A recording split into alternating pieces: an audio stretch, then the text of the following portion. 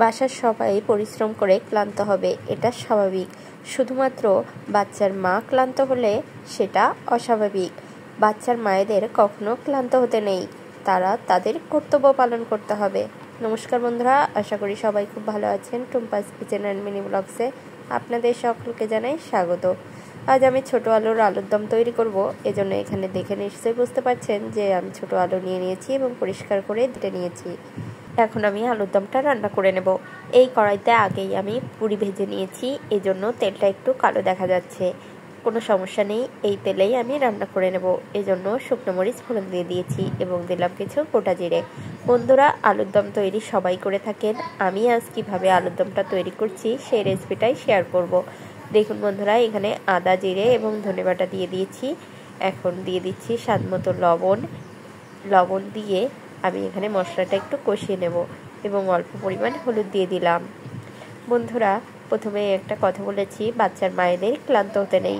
যাদের ঘরে ছোট বাচ্চা আছে এবং একা মা তাদের মানুষ করেন, তারাই আমার এই কথাটা বুঝতে পারবেন যে বাচ্চার মায়েরা ক্লান্ত হলে কখনোই চলে না। কারণ বাচ্চার মায়েরা যখন ক্লান্ত হয়ে যায় তখনই বাচ্চাদের বায়না বেশি থাকে এবং বাসার সবাই সেটা বলে স্বাভাবিক। কিন্তু কেউ কখনো এগিয়ে আসবে না বাচ্চার বায়না মেটানোর জন্য, শুধু সেই মাকেই তার বায়নাটা মেটাতে হবে। কিন্তু বাচ্চার মা যদি ক্লান্ত হয়ে বাচ্চাকে কখনো কোনো দুষ্টুমির জন্য শাসন করতে যায়, তখন দেখবেন শুভাকাঙ্ক্ষীর অভাব হবে না। কারণ সবাই উপরেই করতে পারে, আসল কাজটা কেউই করবে না, শুধুমাত্র বাচ্চার মাকেই করতে হবে। দেখুন বন্ধুরা, কথা বলতে বলতে কিন্তু মশলাটা কষিয়ে নিয়েছি। এখন দিয়ে দিলাম এখানে আলুগুলো আমি খুব ভালোভাবে পরিষ্কার করে ধুয়ে নিয়েছি। বন্ধুরা, আলুটা নতুন আলু ছিল। এই রেসিপিটা অনেক আগেই তৈরি করেছি, কিন্তু সময়ের অভাবে দেওয়া হয়নি, তাই এখন আপনাদের সাথে শেয়ার করছি। এই আলুগুলো কিন্তু খুবই ছোট ছোট ছিল, দেখে নিশ্চয়ই বুঝতে পারছেন। অবশ্য বন্ধুরা, নতুন আলুতে অনেক বালি থাকে, এজন্য খুব ভালোভাবে পরিষ্কার করে ধুয়ে নেবেন। যদি এই রান্নায় কোনোরকম বালুর কণা থেকে যায় তাহলে কিন্তু খেতে একদমই ভালো লাগবে না, রান্নাটাই নষ্ট হয়ে যাবে। এখন আমি এখানে পরিমাণ মতো হলুদ, লবণ সব কিছুই দিয়ে দেব এবং ভালোভাবে কষিয়ে নেব। বন্ধুরা, আজ আপনাদের সাথে একটু গল্প করতে আসলাম, বিভিন্ন রকম কথা বলছি। কে কে আমার এই গল্প শুনছেন অবশ্যই কমেন্ট করে জানাবেন এবং কার বাসায় এবং কে কে বাচ্চাকে একা লালন পালন করেন অবশ্যই জানাবেন। কারণ বাচ্চার বাবা বাসায় থাকতে পারে না, অফিসে যাওয়া লাগে, নিজেকেই সারাদিন সংসারের যাবতীয় কাজকর্ম করে বাচ্চাকে সামলাতে হয়। বন্ধুরা, এটা যে কতটা কষ্টের শুধুমাত্র সেই মাই জানে, যে একা সারাদিন বাচ্চাকে রাখে। তারপরেও বাসায় শুনতে হয় যে বাচ্চার মা কিছুই করে না, সারাদিন শুধু বাচ্চাকেই তো সামলানো। কিন্তু এই বাচ্চা সামলানো, সংসারে যাবতীয় কাজ করা কত যে কঠিন শুধুমাত্র সেই মাই বুঝতে পারে।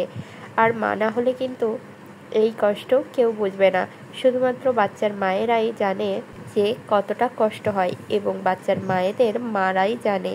কারণ মা ছাড়া মেয়েদের কষ্ট কেউ আসলে বুঝতে চেষ্টাই করে না, মায়েরাই শুধুমাত্র মেয়েদের কষ্ট বুঝতে পারে।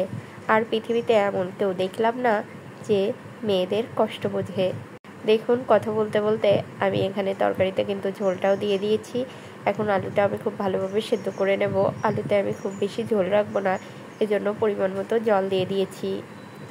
এখন আমি ভালোভাবে ফুটিয়ে নেব।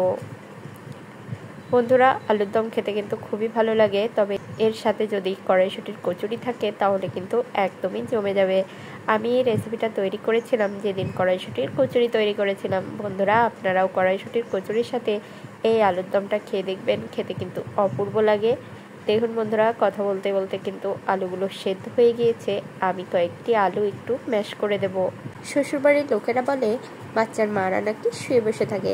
একটাই কথা, বাচ্চার মায়েরা যদি শুয়ে বসে থাকে তাহলে বাচ্চাকে সামলানো এবং সংসারের যাবতীয় কাজগুলো কারা করে, এই প্রশ্নটা যখনই করা হয় তখন নাকি বৌমা হয়ে যায় বাচাল। অফ ক্যামেরায় আমি কয়েকটি আলু ম্যাশ করে দিয়েছি। এখন এখানে দিয়ে দিচ্ছি গরম মশলা বাটা।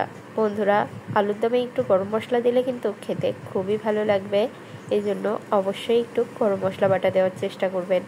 অনেকেই গুঁড়া গরম মশলা ব্যবহার করেন, তবে গুঁড়া গরম মশলার থেকে কিন্তু বাটা গরম মশলাই বেশি টেস্ট আসে। দিয়ে দিলাম কিছু কাঁচামরিচ, এখানে আমার বাচ্চা খাবে এই জন্য আমি এখানে কাঁচামরিচ ব্যবহার করেছি, আপনারা চাইলে শুকনো মরিচও ব্যবহার করতে পারেন। দিয়ে দিচ্ছি কিছু ধনেপাতা কুচি দিয়ে খুব বেশি জাল করব না, 2 মিনিট মতো ফুটিয়ে নেব। বন্ধুরা, রেসিপিটি কেমন লাগছে অবশ্যই কমেন্ট করে জানাবেন এবং আমার চ্যানেলে নিত্য নতুন রেসিপি পেতে অবশ্যই চ্যানেলটা সাবস্ক্রাইব করে আমার পাশে থাকবেন। দেখুন বন্ধুরা, একদম রেডি হয়ে গেছে, এখন নামিয়ে নেব। দেখুন নামিয়ে নিয়েছি। কড়াইশুঁটির কচুরি এবং আলুর দম খেতে কিন্তু খুবই মজা হয়েছিল। সম্পূর্ণ রেসিপিটি দেখার জন্য অসংখ্য ধন্যবাদ।